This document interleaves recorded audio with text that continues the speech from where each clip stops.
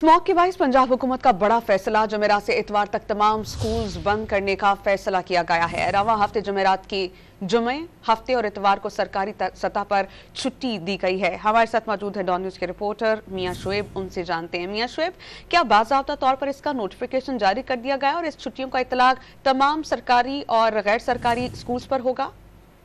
जी बिल्कुल।